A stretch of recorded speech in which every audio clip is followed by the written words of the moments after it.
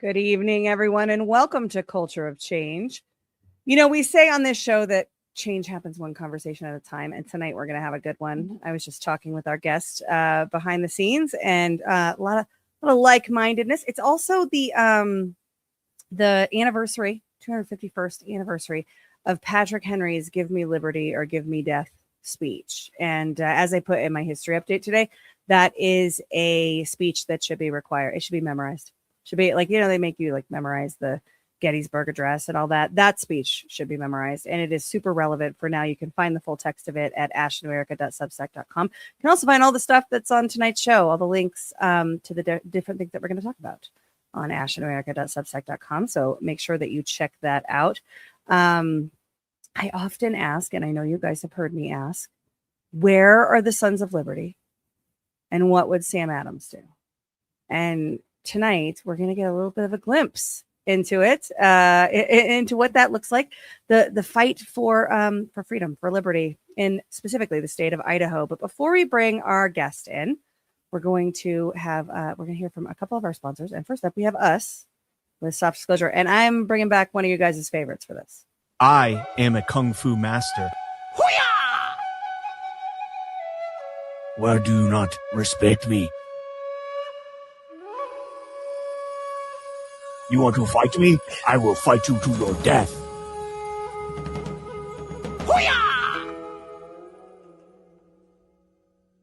Do you want to tame the mane that is your ugly beard?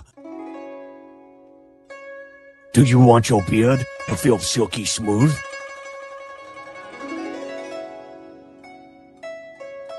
You want to make it illustrious like my Kung Fu beard? Then you need Soft Disclosure beard oil.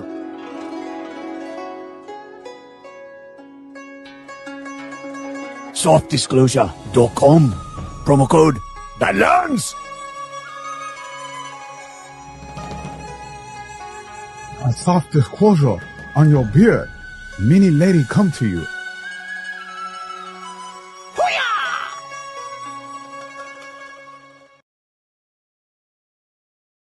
Some days it's amazing we sell any lotion at all. It's one of my favorites, and I've been rolling Jay's mom for a while, so we had to bring back Alpha So Hung. Unbelievable. We've also got tonight our good friends at River. Stack Sats with River, the Bitcoin-only platform built by Bitcoiners for Bitcoiners. Why River? Well, zero fee recurring buys. Stack Bitcoin effortlessly, hourly, daily, weekly, or monthly.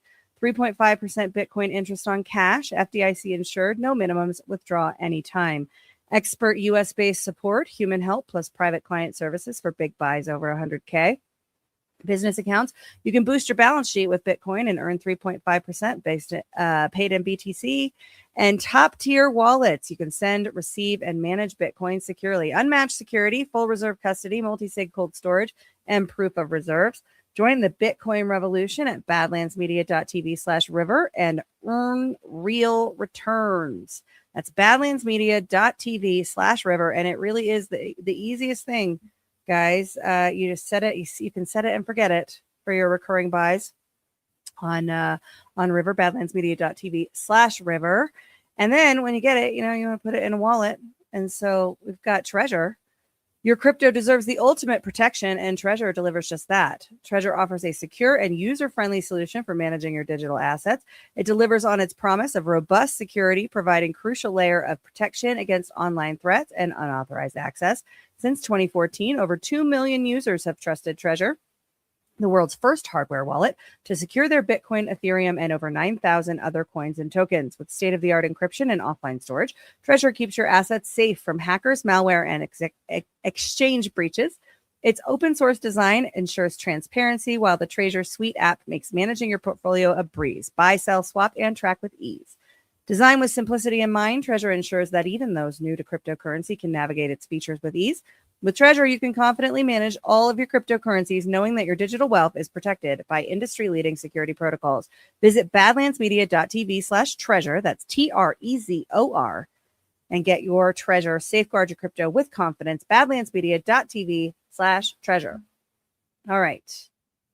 Then I think we're ready. I think we're ready to bring on our guest and the owner of Old State Saloon, which has hosted Badlands events. We had Jordan held a Codex 9/11 event there, and also a Q focused event. Also running for governor of Idaho, Mark Fitzpatrick joins me now. Mark, welcome to the show. Thank you very much for having me on. This is going to be fun.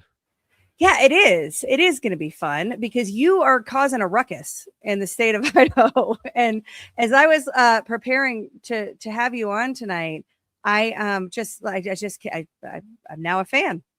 Looking at the headlines. So, first, before we get into the ruckus that you're causing, tell the audience a little bit about yourself.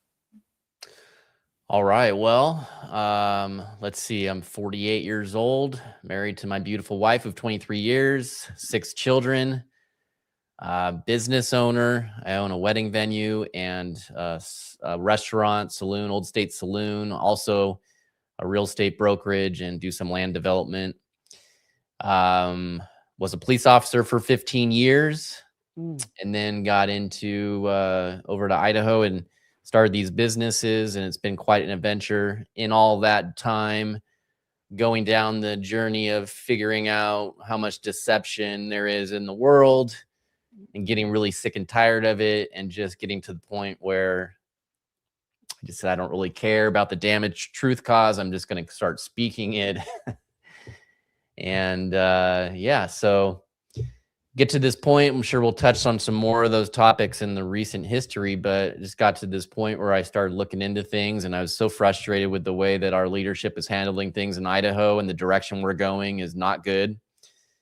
It's definitely going more of a socialist direction, and there's no response. There's basically back turns to us from the governor's office, and more like he's answering crony, buddies and things like that, and big ag and big dairy and big pharma.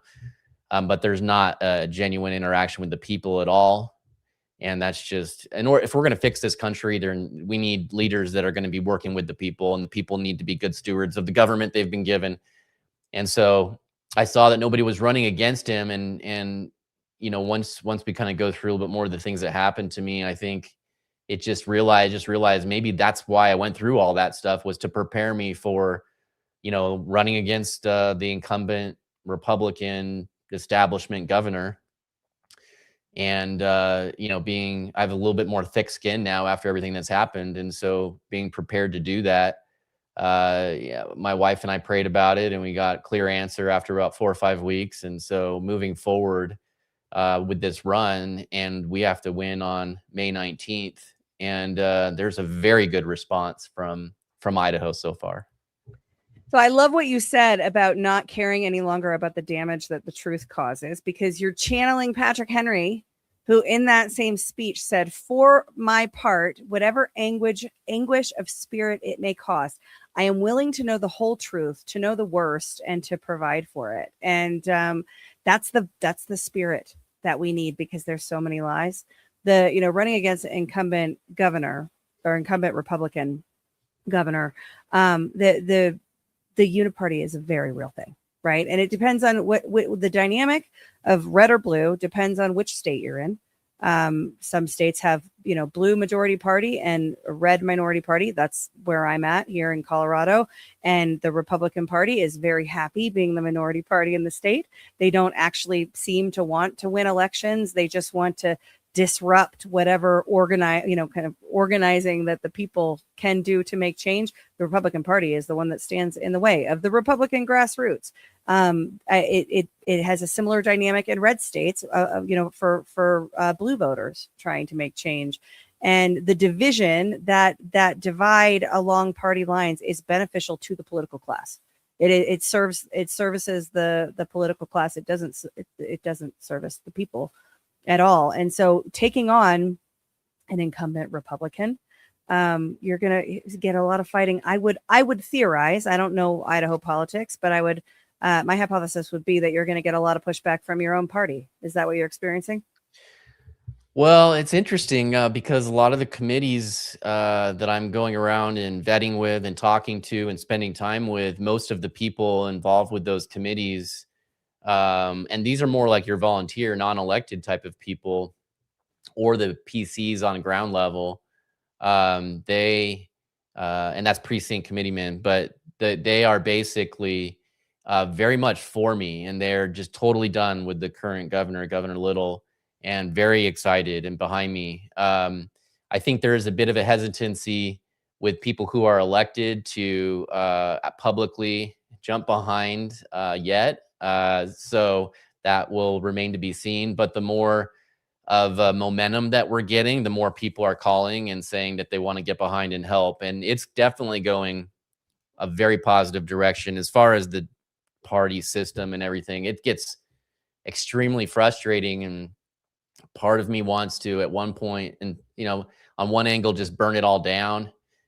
I just don't know what to replace it with exactly. I don't know that there's a solution out there. I do feel like we're very close to, I mean, we're DEFCON 1 right now. Like if we don't get our stuff together as a country and as a state, the state of Idaho, we're toast, especially, and this is a different topic we can talk about, but especially as AI and humanoid robots come on the scene in about 4 or 5 years from now or sooner. That's when, like, you got to start thinking, hey, does the Second Amendment, is that really going to help us as much as it did in the last decades where people were afraid to even consider warring with the United States on our soil? When you have a million humanoid robots, it's a totally different game at that point. So if we don't like get a hold or like get in control, the good guys, that is, get in kind of control of the politics and good and evil battle, and all these humanoid robots come into play, I don't know. I don't think our Second Amendment's our guns aren't going to really help us at that point. Well, and the power dynamic shift, right? Because the army of humanoid robots may be owned by a government actor, or it may be owned by a private corporation, right? And we already have corporations like Apple that are essentially nation states in terms of their power projection and the ability that they have to affect change. You start adding armies in line with those capabilities, they already have the ability, like full-blown surveillance, right? So now you add the ability to enforce change from potentially private actors. I mean, I personally believe, like, we could say, well, I didn't vote for this. We don't know what people voted for because elections are a black box and we're not allowed to look. But nobody's voting for that. I don't want to be like dark and depressing though. So the point is that we need to get our stuff together now. Yeah. And we have to be honest about it, Mark. We have to be honest about what the threat landscape is, and we can't sugarcoat it. Yes. It might seem a little doomy, but we have to address it. We have to face the doom if we're going to fight it. Right? And the reality is, we may not love the two-party system, but when I look through the Republican platform, especially Idaho's, I definitely agree with basically all of it, but are Republicans actually acting that out in their life, the elected Republicans? And the answer is no. I mean, we have a big establishment here. Example, right now, we had a good push in the House. They pushed through 7 bills that were immigration related, which is our biggest problem, in my opinion, here in Idaho right now. All of them are sitting in a drawer because 2 people who are establishment Republicans, who basically aren't Republicans at all, are squashing those and killing them, and they won't go to the Senate. And so they won't pass, and then we'll go through another year of not having the teeth we need to get the job done, to start cutting down on all of our agencies and government programs and everything that's been getting out of whack, growing like crazy as a result of COVID money coming in from, when COVID started, all through the, following 4 or 5 years. Yeah.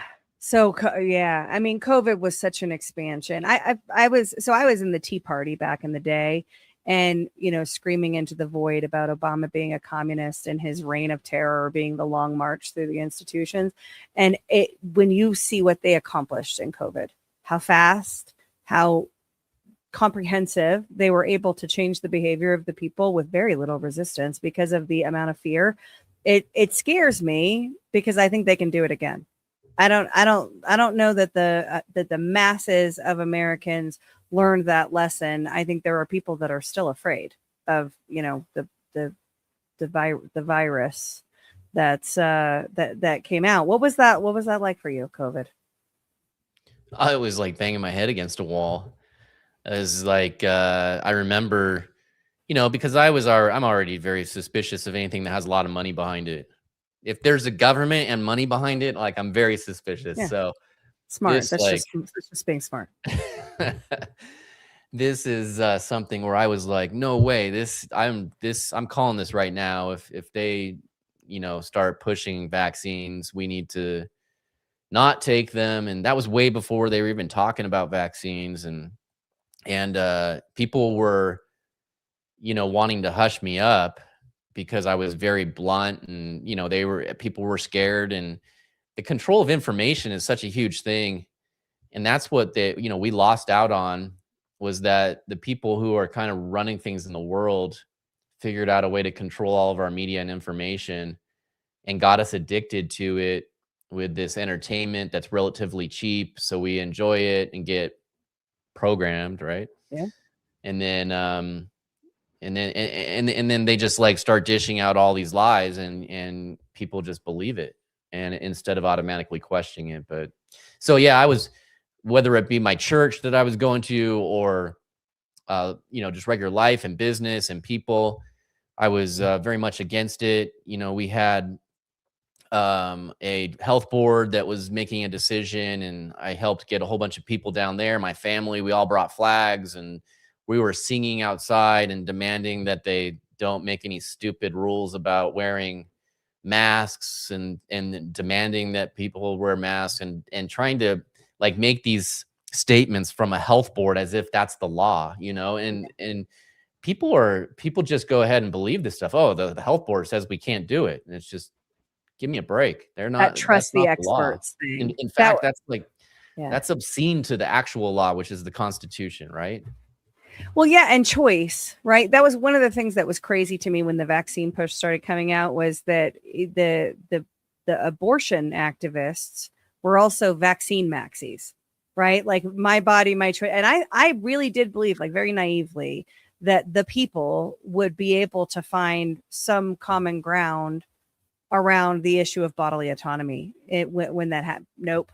No, it was tribal, the tribalism, the intellectual inconsistency, right, didn't matter to people, and that was a surprise. I feel like I was a little bit naive in thinking that that there would be some sort of common ground about, hey, we can't allow the government to force a. Nope. There's no the ideological divides from like left and right are hardwired, deeply programmed, and it was crazy to experience.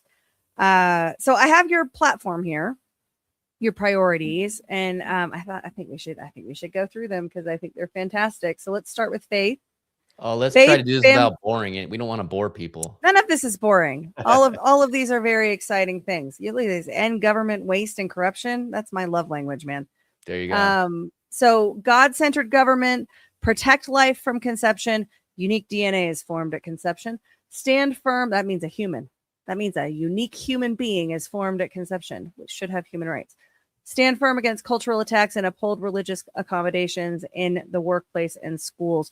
What kind of battles are you guys fighting in Idaho right now? Red state, right? You have some blue cities, but it's a red state. And what is the attack on faith feel like there? Yeah. So first off, on this, on our more risque things that we print and push out there, it says Idaho's favorite F words: faith, family, freedom, Fitzpatrick.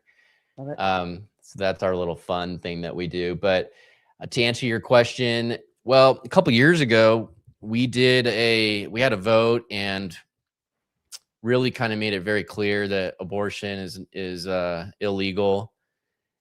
And then and they just never stop. So this year there's an initiative on the ballot that they think will get enough signatures and will be on November's ballot that would allow for abortion if a doctor says it's needed, whether that doctor is an eye doctor or it doesn't matter what kind of doctor. And then they slipped in there too that to allow for all the transgenderism for children and people that are looking for transgender stuff. And it's like, didn't we just argue all this stuff and vote on it and have it be this way? But they keep pushing. And I think it's because they figure out a way to get these leaders in these elected positions. And these people are leading the charge as Republican. They're calling themselves Republicans and they're anything but. But yeah, that's the one that we're going to have in November is a big one. And it's abortion. But I think the more clear agreement that almost every rational person has is that we shouldn't be tempting and having a lot of money behind transgendering children. Yeah. So that's going to be my biggest way to argue against that initiative would be that we don't want to make that legal in any way. Yeah, I mean, my state is a cautionary tale on this. So the transing of children is the sexualization, mutilization, sterilization, and psychological torture against children, in my opinion.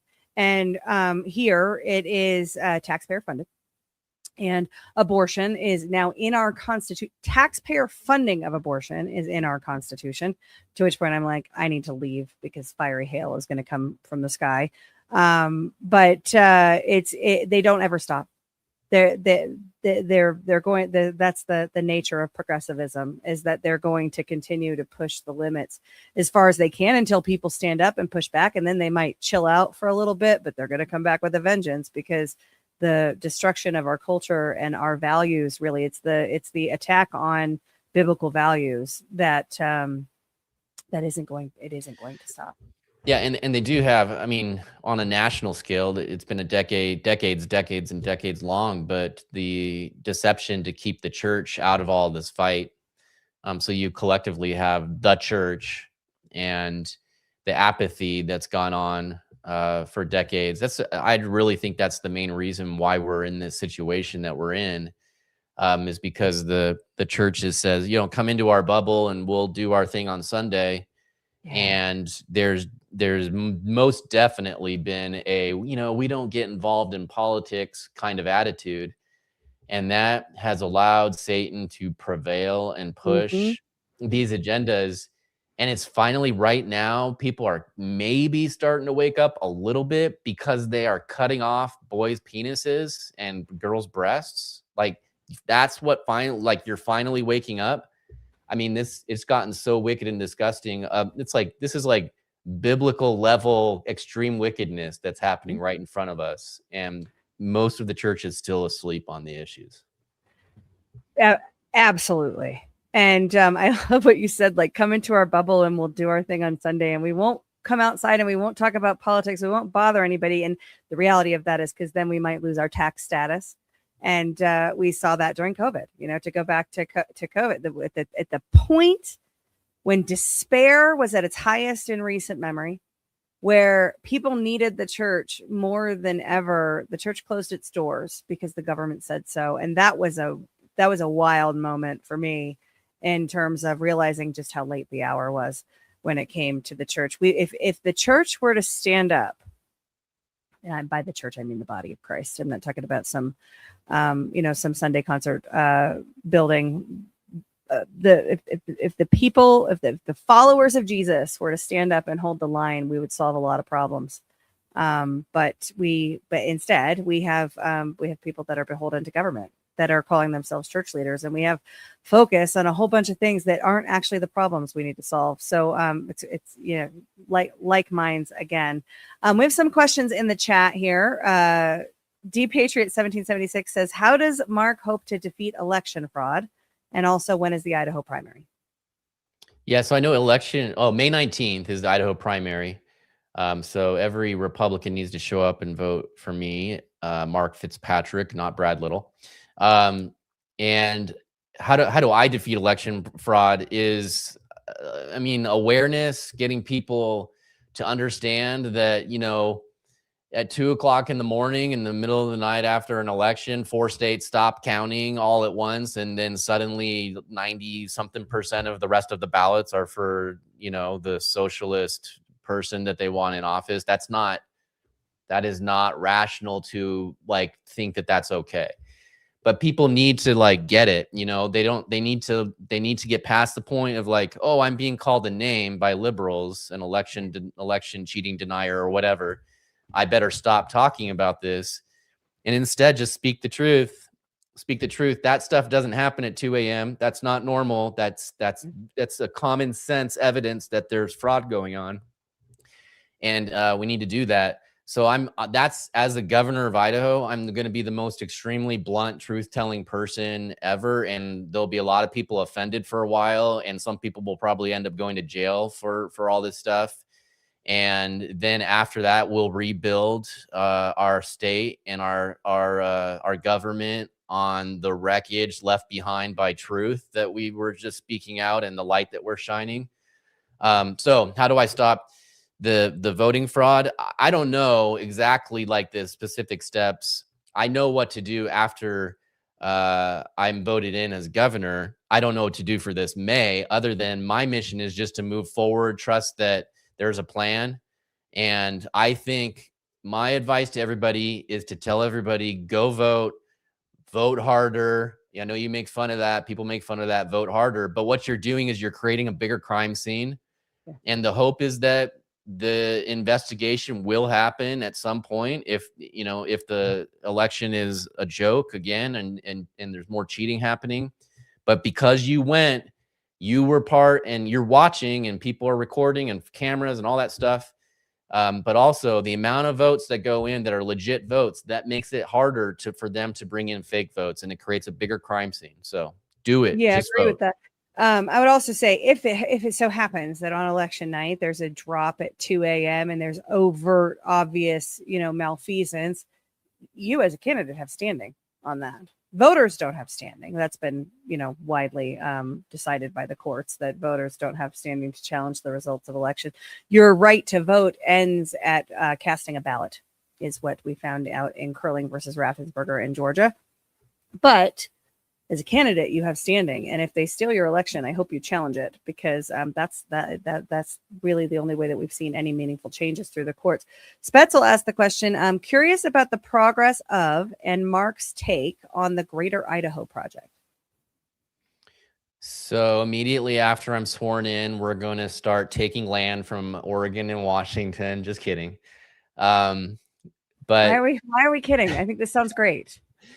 No, I know that there's a lot of people in the eastern part of those states that want to get away from the cities and the liberalism that's happening there. And I'm watching it. I think it'd be a great idea. Those are mainly good conservative Republican Christian people and good land. And so I think why not take a look into it? Obviously, I would never proceed forward if it wasn't for the best of the people of Idaho, the current borders of Idaho. But I would be very open to that idea and discussing how we might be able to make that happen. Love to hear it. We have a Greater Wyoming thing happening here, where the northern part of Colorado is trying to leave and join Wyoming. No idea if it's a possibility, or it seems so far-fetched, but I love the idea of somebody taking that kind of stuff seriously.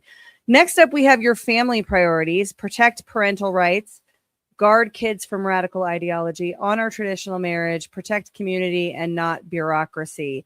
These are all great things. Again, living in the communist country of Colorado, parents' rights are one of the most.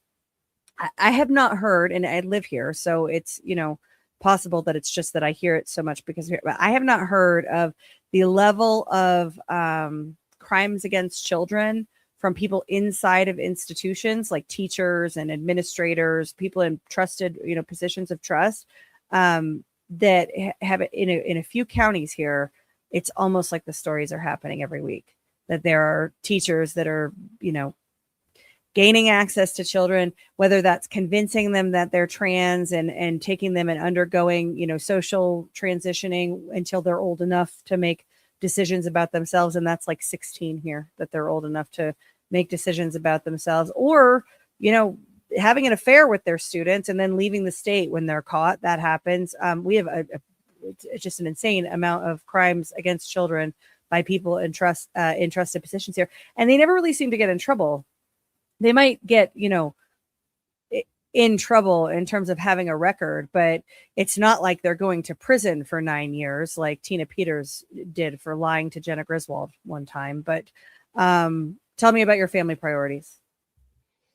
Yeah, strong family. I have 6 children myself. We homeschool.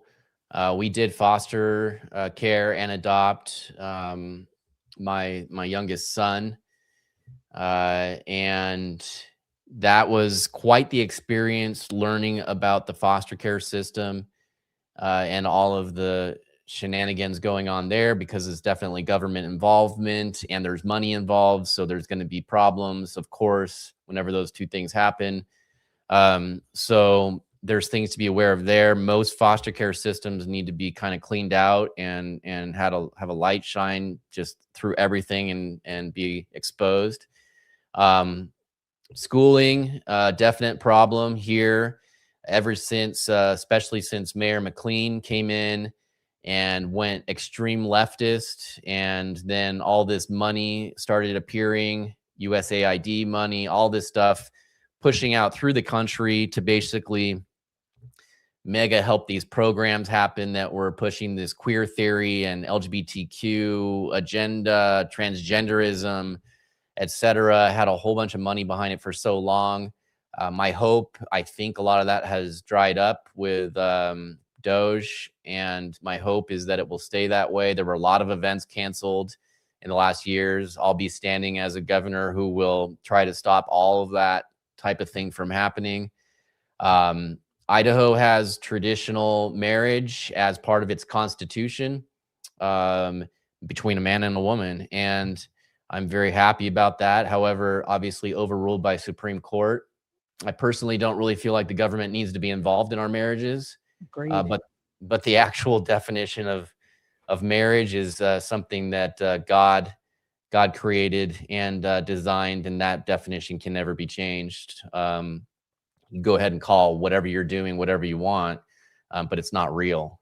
God decides that, and so those things I would be standing for and supporting and fighting anything that would be otherwise. There's overreach. The government wants our children. They come after, the government, the globalist type of government that's part of the socialist agenda, etc., wants our children. They want to basically raise them and take that authority away from the parents. And I'm very, very opposed to all of that. And that is directly tied to just the size of government, right? The government should never be big enough to where it has the resources to come after our kids in that way. But we've expanded what you said about marriage, right? The government shouldn't be. Why is it that we argue about gay marriage? Well, because the definition of marriage is enshrined in law, and it's enshrined in law largely for tax benefits, for access to different government programs and resources and things. And that drives the government having the power to decide and define. And then we all fight about it. And then, over time, we decide, okay, we being the collective, right? Decide over time, okay, well, different types of unions can also be considered marriage for these government benefits. But that whole domain of government shouldn't exist. And that's a mindset thing that I really hope Americans get back to. Exact same thing with the church, right? 501c3, like you were saying earlier. Yeah. Exact same. Exactly. Yeah. So love that pillar. The second F word. The third F word is freedom. Slash taxes, shrink government, hold the corrupt accountable, remove all illegal aliens in Idaho, and defend the Constitution. Set the immigration one to the side for a second, because I want you to speak to that specifically, because you did tell me that is your biggest concern from a kind of government issue standpoint that you guys are facing up in Idaho. Talk about the size of government, taxation landscape. What are you guys seeing? What are you going to do? Our government has increased about 70% in the last 8 years. The money came in from the COVID years with strings attached to it. We also had a population, boom, as a result of people coming from California, Oregon, Washington, and illegals. And, as a result, the money coming in for COVID with all the strings attached, more agencies were created, and our health and welfare department ballooned to a $6.5 billion budget, which is a lot for Idaho. Our total budget is $15 billion. And there's so much fraud going on. I was really inspired by Nick Shirley. I went out and I did video 4 different days of going to Somali daycares in Boise. And it was like mind blowing. It's the exact same thing. There's so much fraud, hundreds of thousands, sometimes million.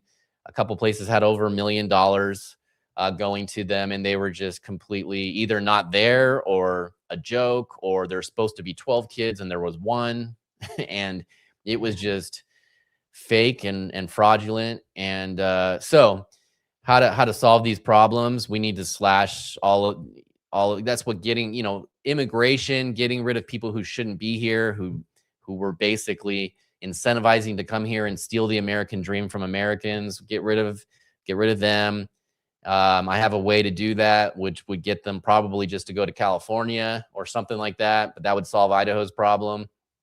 And then the other thing about slashing taxes is it's not just about cutting government and shrinking government. It's also, and this is one of the things I like about Trump, it's looking at other sources of income. And Idaho is very rich in natural resources. So I've done some initial studying on my own.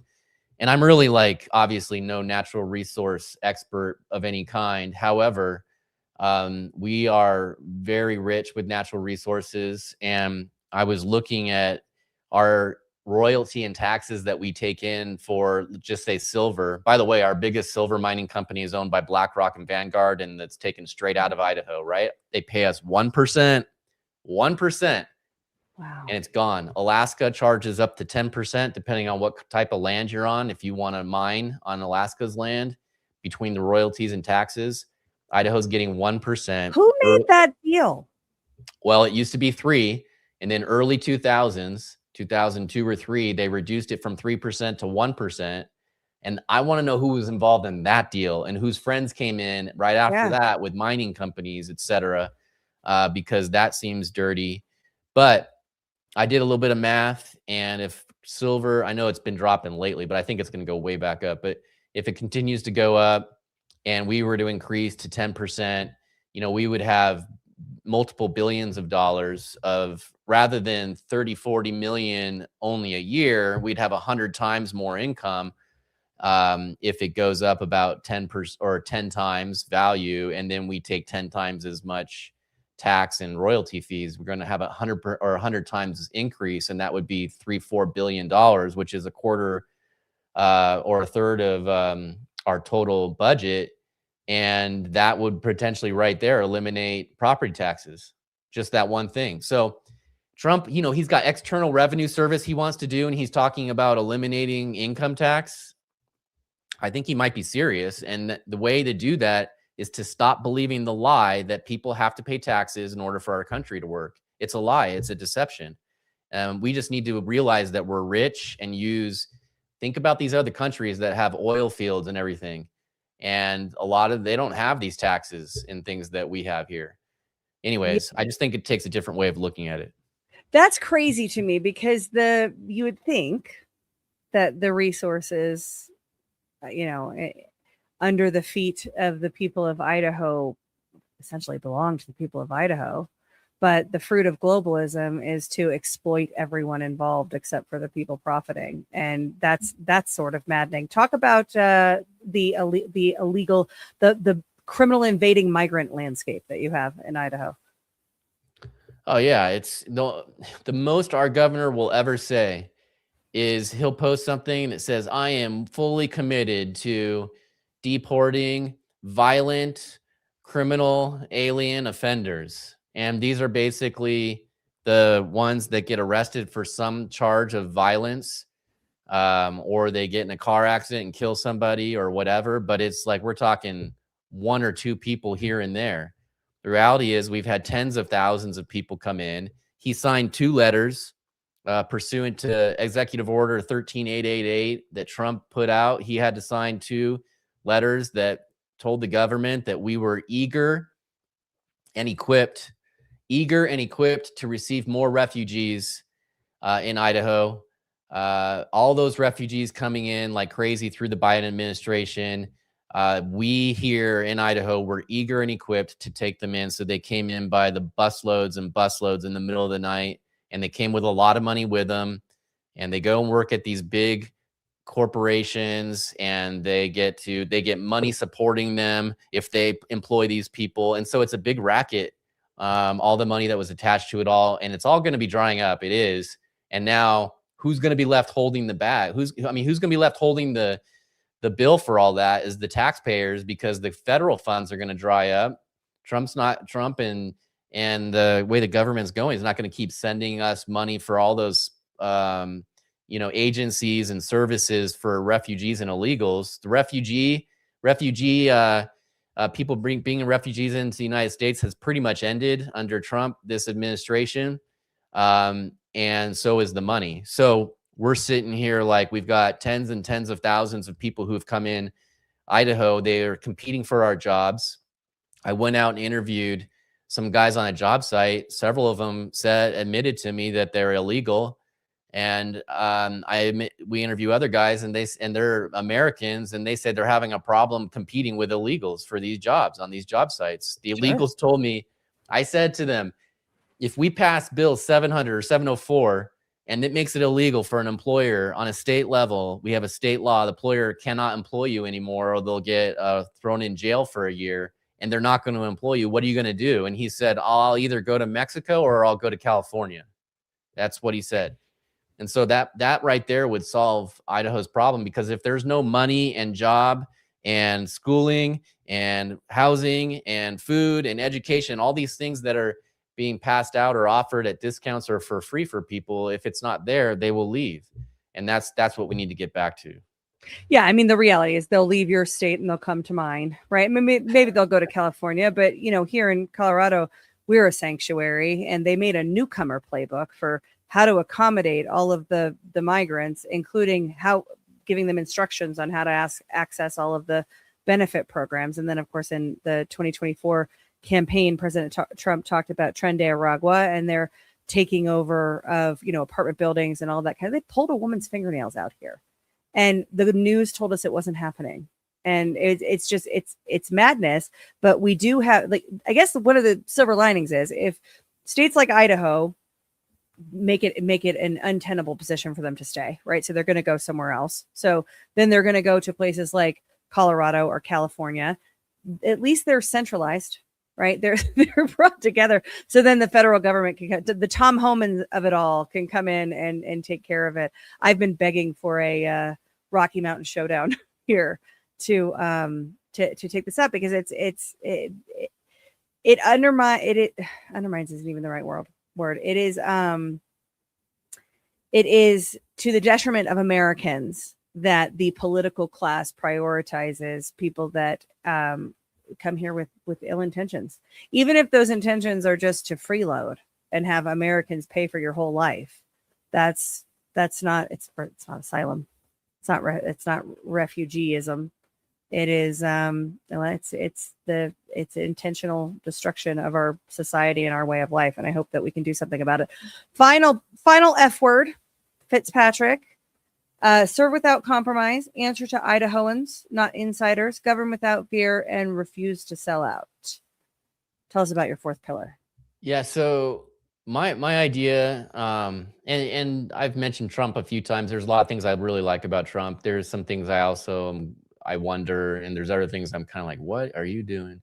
But one of the things I do like is the populist style of governing, and that would be a Fitzpatrick thing for sure. I'd be extremely blunt and truthful, extremely transparent. I show up right now on my campaign tour, and when it's a longer format, I'll give a talk or whatever. I'll tell everybody what's going on and who I am basically. And then I'm very excited to open up for questions and just see what people have. And I'll just be straight honest with people. They're going to ask a question. I'll give them an answer. And that's what we need out of not only the governor, but every elected person should be willing to stand in front of the people and answer questions.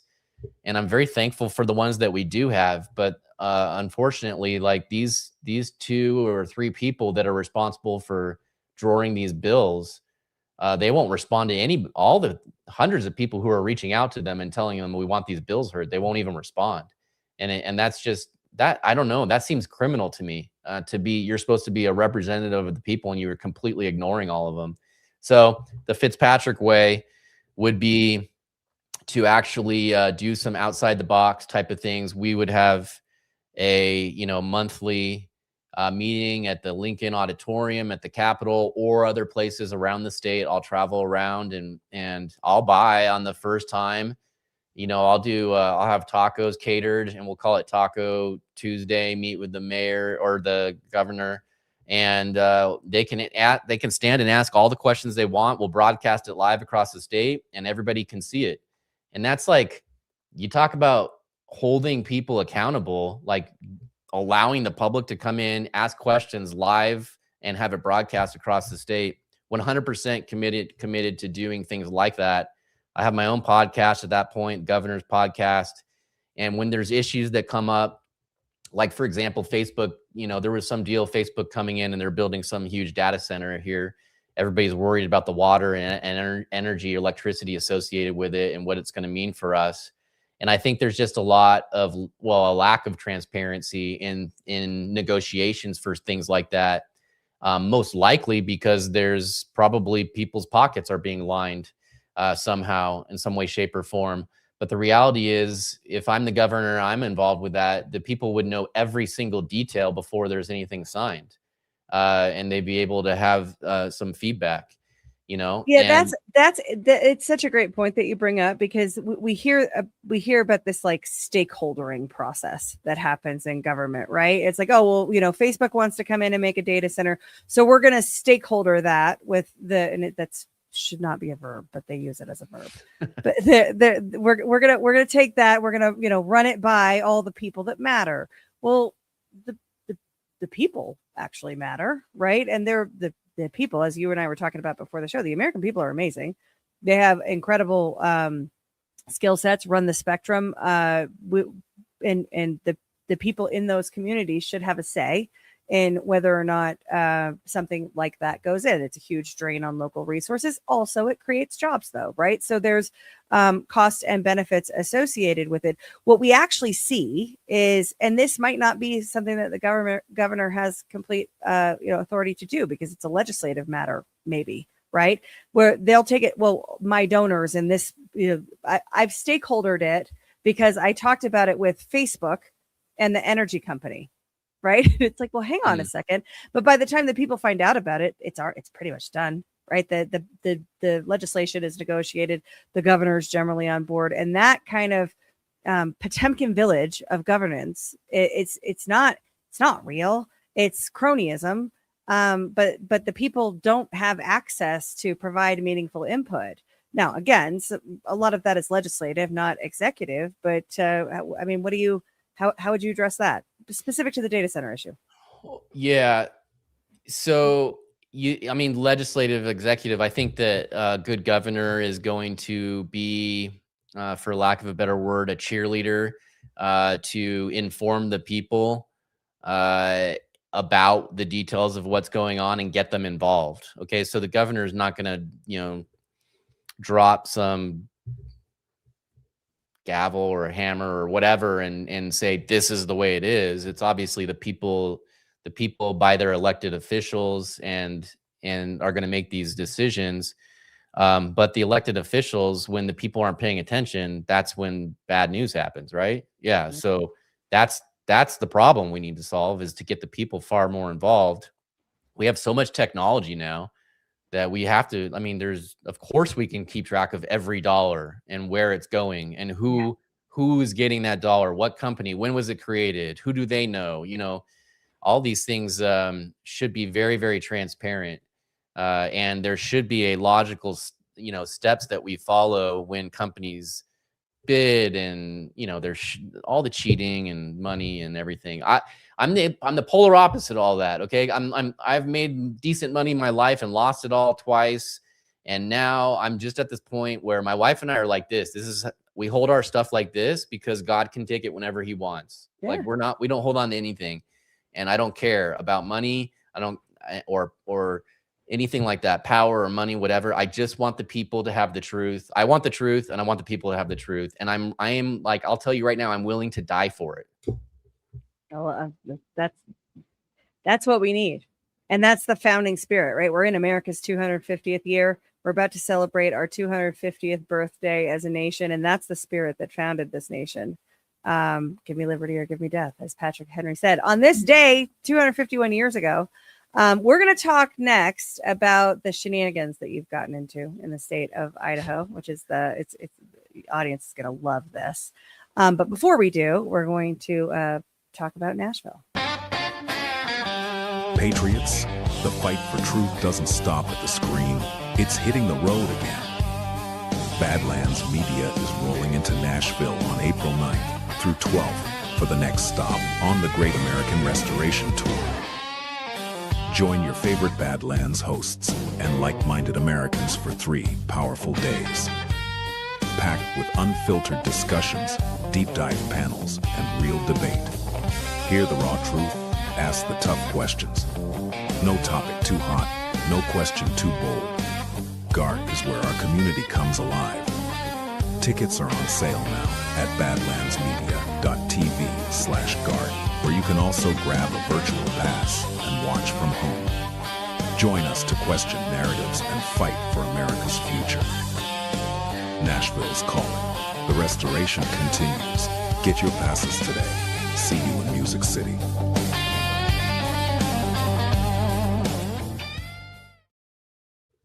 All right, everybody. April 9th through the 12th, we will be in Nashville. You can see the lineup there. It's going to be a blast. We're going to do karaoke. We're going to do line dancing. We're going to probably pub crawl. We're going to have all sorts of fun. Also, we have this Thursday our 3rd exclusive live stream for ticket holders. It is at 2 p.m. Eastern time. And when you buy a ticket, you will get a link. You will not get a link if you don't buy a ticket because it's exclusive to ticket holders. And these have been a lot of fun so far. We have... well, the first one was violent. I mean, mostly it was fiery, but mostly peaceful. And it was a big discussion about voting. The second one, we actually got to quite a solid level of panels. We should be narrowing that down this week. So get your tickets, badlandsmedia.tv/events, and join us in Nashville virtually or in person. All right, Mark, the number one question on everyone's mind. Is there going to be a 3rd annual Heterosexual Awesomeness Month? Most definitely, yeah. So we'll do it every June. It's a lot of fun. And it'll just be hopefully just the focus on celebrating God's design for sexuality, which is pretty awesome. And we'll continue to do some of the things that are traditions, like beers for breeders on Monday for any heterosexual male. And we have other specials for the ladies on Tuesdays, and then Wednesday for the couples, and then different events throughout the month. And we try to get some, singles nights going. There'll be heterosexual singles nights, and we also do occasionally unvaccinated singles nights. Nice. And so it's a lot of fun. It really. I was reading one of the original articles that was written by the Idaho Statesman after we announced it the first year. And right in the title, basically, they're clearly calling me a bigot right in the title just for celebrating heterosexuality. And we hadn't even gotten anywhere negative yet.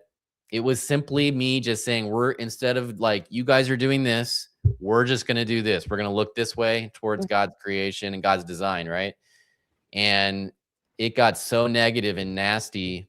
That article came out. And I was getting hundreds, sometimes thousands of messages a day from across the country and the world. And people were extremely dark and disgusting and threatening. And so that's the point where I was like, man, I didn't realize it was this crazy of evil going on. And that's when I started really looking to some of these things like the transgenderism and everything, which is just a very demonic, evil thing. And then I started noticing that a fair amount of LGB people were calling me and supporting me. Yeah. And they were like, we want no part of this. This has gone way, way too crazy and too far. So we do have customers that are LGB, relatively, people that have just like have the conservative mindset of understanding how that just is way, way wicked. Anyways, I started talking about that. And once I started actually talking about and exposing what they were doing, that's when I lost my 20,000 followers on Facebook, just gone, started getting censored and all those things. But yes, we will be having promoting heterosexuality. Yes. Well, but then I was actually educating people because I was not aware, and that made me realize that a lot of people were not aware of the level of wickedness of the transgender everything, right? Yeah. And the targeting of the children, which is very much a socialist, like a globalist plan. And so that's when I started going a little bit more on the offense, is when my accounts started disappearing and everything. So there you have it. So at Old State, this is from last year's celebration, but I just want the audience to understand how awesome this is. Throughout June, Old State Saloon will offer a lineup of special drinks celebrating heterosexuality, including the Brojito, the Baby Maker Mimosa, the Teton Russian, the Alpha Mule. The month will feature theme days to keep the party going. Mondays, beers for breeders. Any heterosexual male dressed like a heterosexual male receives a free draft beer. So no skinny jeans, right? Yeah, I mean, we have a judge standing there, so you have to pass. Yeah, this is smart. Teton Tuesdays, ladies buy one drink, get one free. Duo Deal Wednesdays, heterosexual couples enjoy 15% off their bill. Special events include hetero merch parties with exclusive discounts, a June 7th International Procreation Day celebration, and a June 14th President Trump huge heterosexual birthday party. The saloon will host internet influencers, sports personalities, media figures throughout the month, with more details to be announced. Absolutely awesome. And it's crazy that this is a brave thing to do, right? Like that our society is in such a place that this is a brave thing to do, but it is a brave thing to do. So thank you for doing it. I think Michelle said she met you at one of these events. Oh, awesome. Yeah, I've met so many amazing people. We still have people that come in like it's a mission of theirs in their life to come and visit us. And I'm so thankful for them. I have people sometimes call and say, we're thinking of going on a trip this weekend just to visit you guys. Are you going to be there? So it's really neat to have all that happen. And the support, I did talk about the darkness and everything, but the support has also been off the charts too. And if I didn't have the support, there's just no way I would have continued doing it. But things like that's part of the reason, what happened with that over the last few years, of why I felt like both me and my family were equipped because of what happened for this run for governor. It kind of put in this position. And a lot of times the last couple of years, I would wonder myself, why am I doing all this? I'm getting attacked. My businesses are getting attacked. They're trying to bankrupt me. Their government's doing weird things on these projects I'm trying to do. Why am I doing all this stuff? And I think maybe, it just seemed really clear to me when I started thinking about running that God had basically used that path to prepare me for this.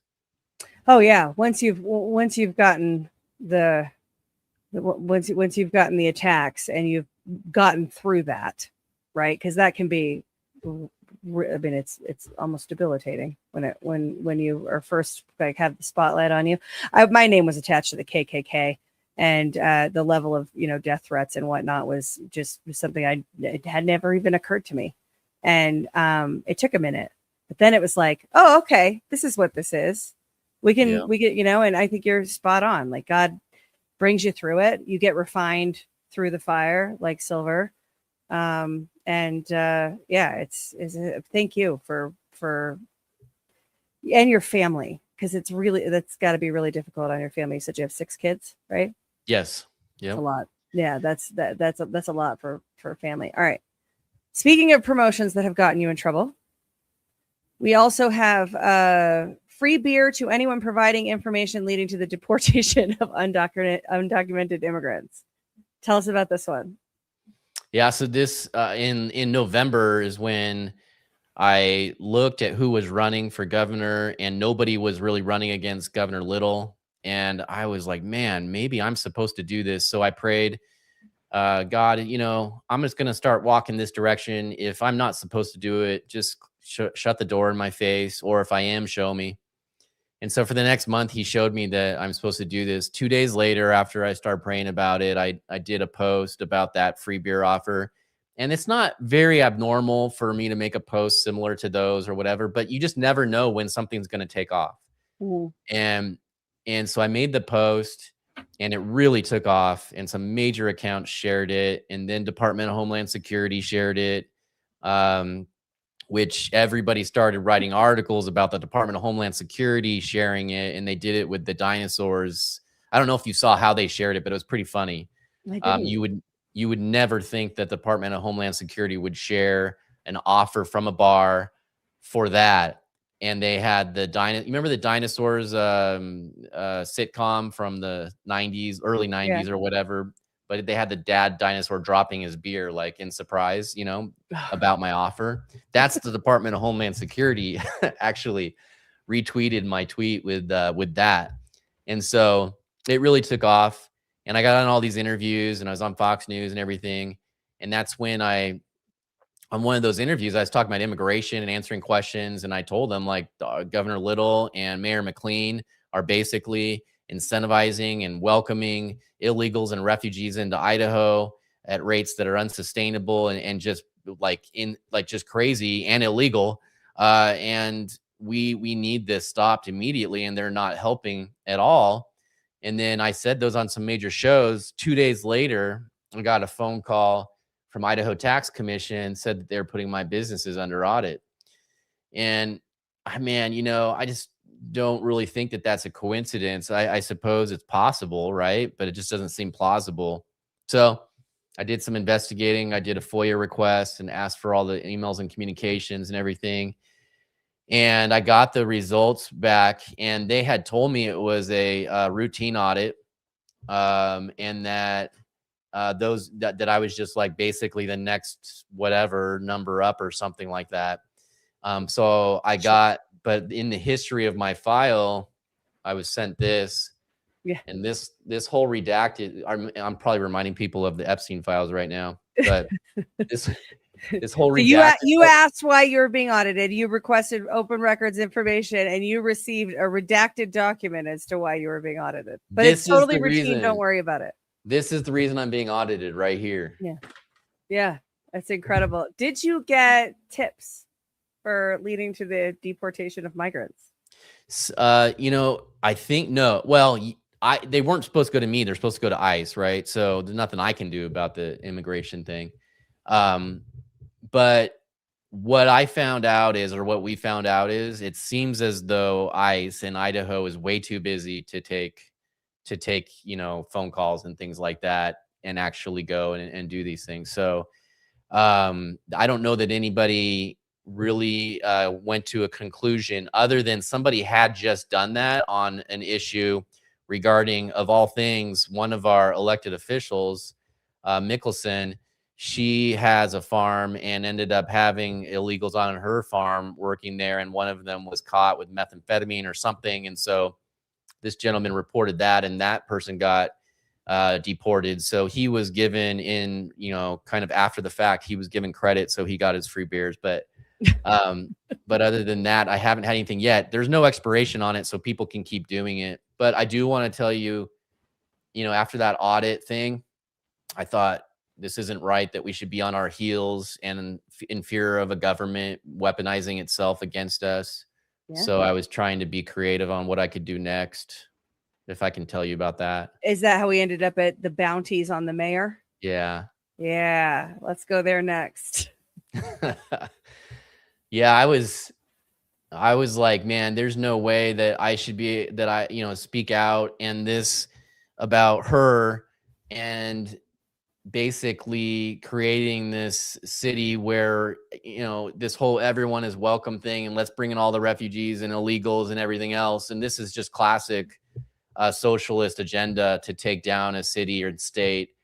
And so, I shouldn't have to be on my heels because I said somebody's name. I have no idea, who called or whatever, or why I'm being audited. But the type of person like her who pushes transgenderism for children and all of the other wicked socialist things she does, I mean, those are just ethically deplorable, horrible things, morally wrong. And so I would have no doubt, I wouldn't be surprised if somebody like her was involved in the illegal activity. So I just put out a $10,000 reward if anybody had any information that would lead to her arrest and conviction. And then that caught a lot of attention.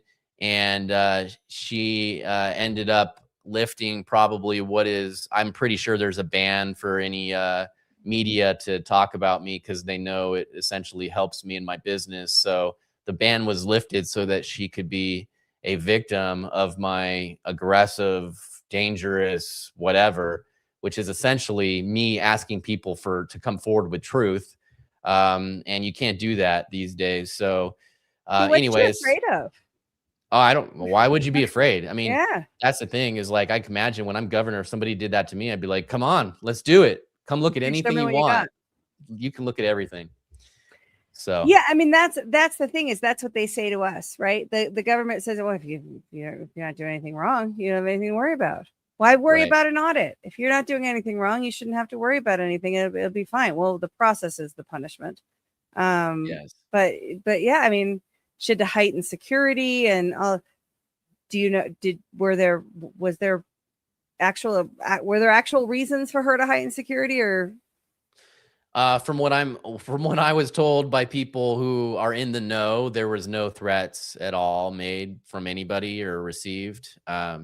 But that's just what I was told, rumor. So over the course of the shenanigans, all of the fighting, and I open this up by saying, like, what would Sam Adams do?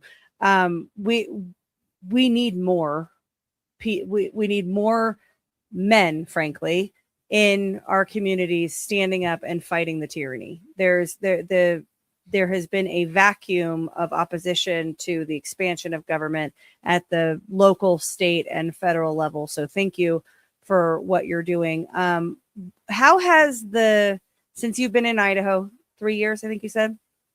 As far as living here? Fighting in Idaho. Oh, well, yeah, I mean, I've been fighting for a long time. It's just, I didn't have the bar, or Old State Saloon. Yeah, we've lived here 8 years. On that note, there are some people who say, you need to be a second generation Idahoan to be considered running for this. And I would say your current governor is a third generation Idahoan, and he's completely turning his back on Idahoans. So yeah, that is just not a reasonable determination on what you should vote for.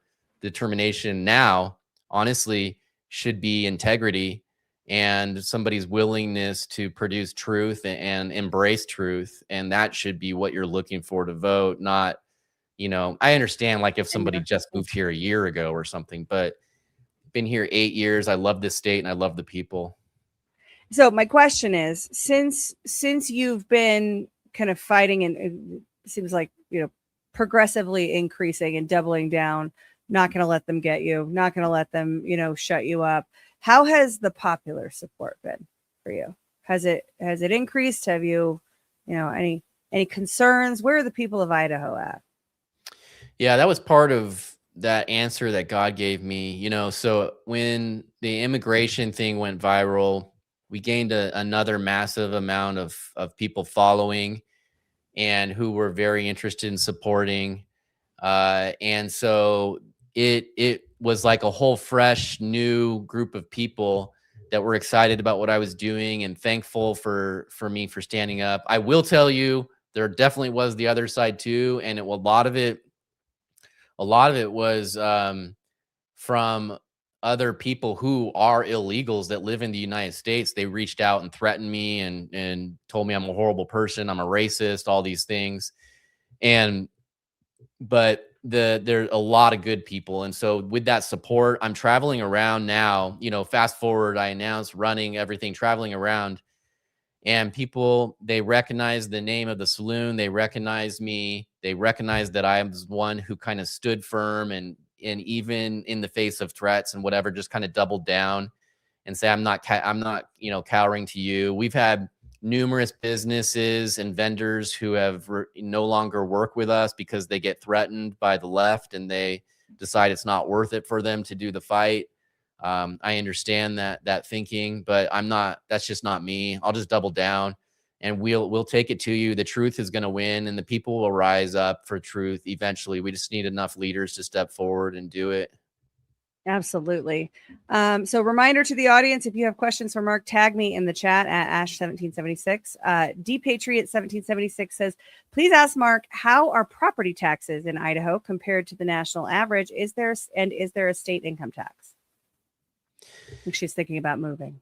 Yes, there's both of those things. My intention by using those methods we discussed earlier, looking for more income from other sources, would be to lower those. The first one on my list to kind of target to really lower or even completely get rid of would be property taxes. It's insane that you pay off your house and still have to rent it from the government and you just don't ever own it. It seems ridiculous to me. And in some instances, people having to move because they can't afford to live at a house that they own. It's just because of taxes is just insane. So I would be going after that one first as we're trimming down the government, et cetera. Yes, we do have income tax as well.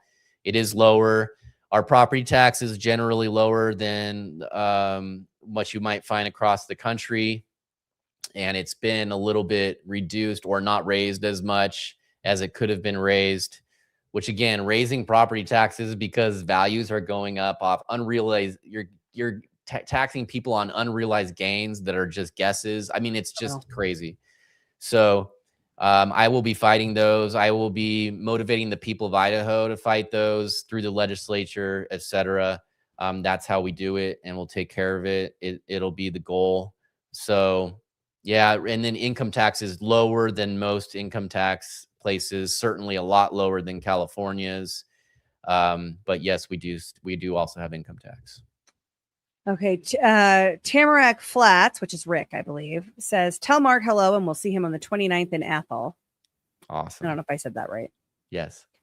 Wild Blue 208 says, I was at a fundraising event in February and Bedke bashed a state senator from the neighboring county because they, quote, don't believe the narrative they are told. Supporting you from Cassia, Mark. Awesome. Thank you. Yeah, Bedke needs to go as well. Unfortunately, nobody ran against him, so he is the nominee for the Republican Party. But it's a part-time position in Idaho, the lieutenant governor. And then DPatriot 1776, great show. Thanks for having Mark on. You're welcome. And thank you, Mark, for coming on. This has been a blast. We're rooting for you. I think you're kind of given the example of we are the plan. The people, like you just mentioned, well, nobody ran against the lieutenant governor. So I guess we're stuck with him again. There's definitely equipped Idahoans out there that could have. And that's kind of the key takeaway is that it's up to us to stand up. Everybody out there has skills, talents, and passions that they are uniquely equipped to solve some problem, right? There is something that you are supposed to be doing. If you are here on this earth, there is something that you are uniquely equipped to be doing. And we have been, you mentioned apathy earlier, and the American people are so apathetic because our power has been stripped from us. And we've sort of been conditioned and programmed to have it, to just let it go without a fight. thankfully, I think that's changing. I think that the American people are waking up to the realization that it doesn't have to be this way. We can actually return to sanity in some ways, and you're kind of leading the way there. Love the shenanigans, love the platform. Appreciate you being here. Yeah, you bet. It doesn't take a big percentage of people to change the course of this country and the way it's going. Yeah. It just takes some leaders to step up and take charge and lead for what's right and true. I hope that my story would be motivating to somebody somewhere to think, whether it's even a school board spot that you're going to be on and start shining light there.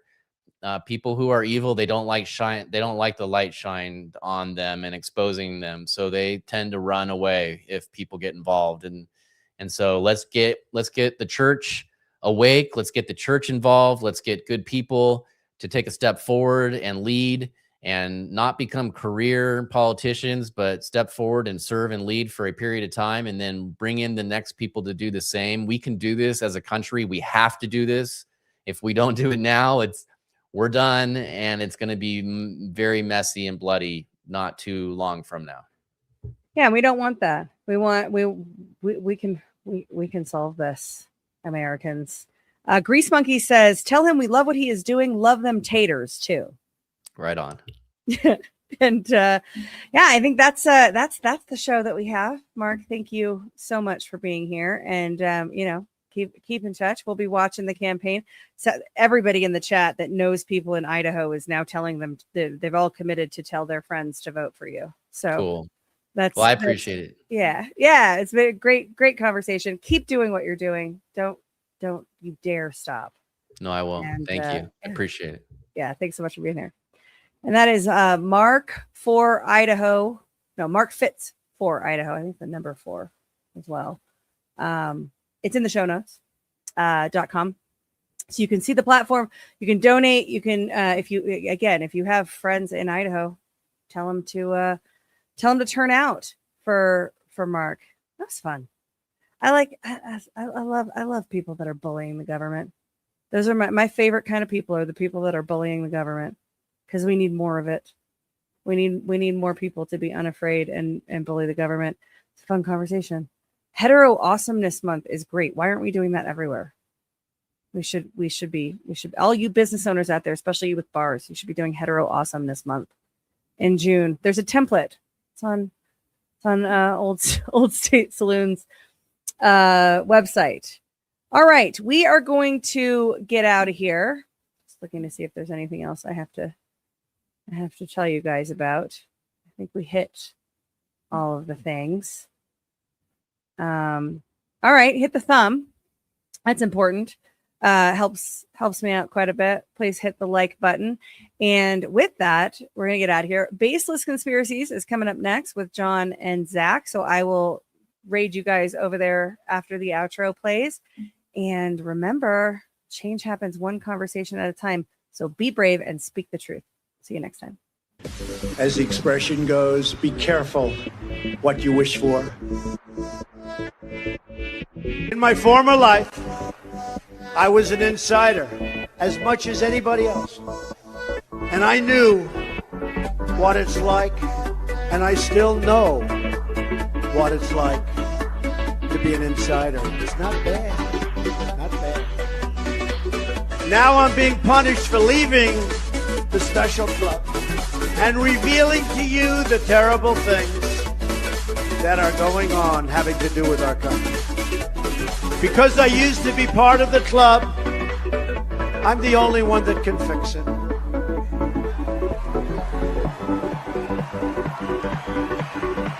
I'm doing this for the people and for the movement, and we will take back this country for you, and we will make America great again.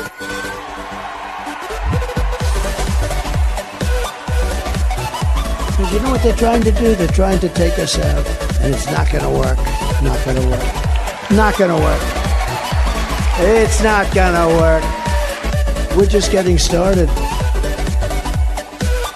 The drug cartels are waging war in America, and we will destroy the cartels. You have no choice. That's an army. And I'll use Title 42 to end the child trafficking crisis by returning all trafficked children to their families in their home countries immediately. Never forget, our enemies want to take away my freedom, because I will never let them take away your freedom. I won't. They want to silence me because I will never let them silence you. And in the end, they are not after me, they're after you. I'm just standing in their way. I always will. And I will fully protect and uphold our great and very important under siege Second Amendment. We will protect. We will protect innocent life, and we will restore free speech, and I will secure our elections. We will secure our elections. If we don't, we are a country in trouble. Our goal will be one day voting with paper ballots and voter ID. Very simple. On day one, I will sign a new executive order to cut federal funding for any school at all, pushing critical race theory, transgender insanity, and other inappropriate racial, sexual, or political content onto the lives of our children. And I will not give one penny to any school that has a vaccine mandate or a mask mandate.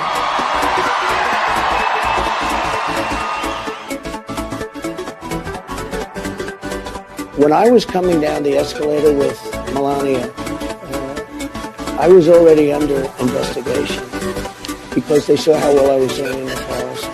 And it just got worse and worse. And we caught them. We said they were spying on our campaign. It turned out to be true. They had the fake dossier. That turned out to be true. It was paid for by the Democrat Party. It was all fiction. All of these things happened. Impeachment hoax number one, impeachment hoax number two. I've been treated very badly. And I've won every single time. When you say, do I sleep? I sleep. I sleep. Because I truly feel that in the end,